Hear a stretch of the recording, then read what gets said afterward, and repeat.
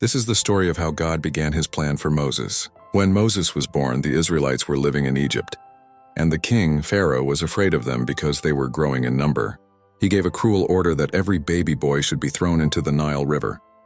Moses' mother refused to let that happen. She hid him for as long as she could, and when he grew too big to hide, she made a small basket out of reeds, coated it with tar, so it would float, and placed baby Moses inside. She gently set the basket among the reeds at the edge of the river, trusting God to protect him. Moses' sister Miriam watched from a distance to see what would happen. Soon, Pharaoh's daughter came to the river to bathe. She noticed the basket, opened it, and found the crying baby.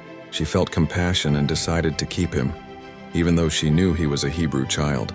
Miriam quickly stepped forward and offered to find a woman to nurse the baby, and she brought Moses his own mother.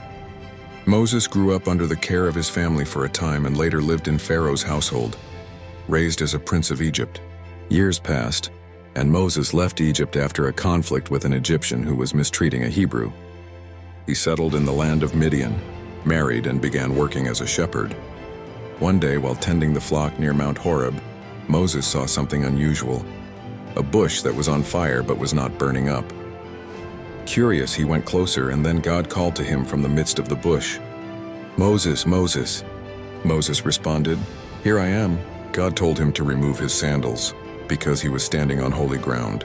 God revealed himself as the God of Abraham, Isaac, and Jacob, and he explained that he had seen the suffering of his people in Egypt.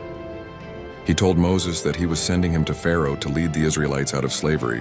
Moses was afraid and unsure, but God promised to be with him and showed him signs that would help him accomplish the mission.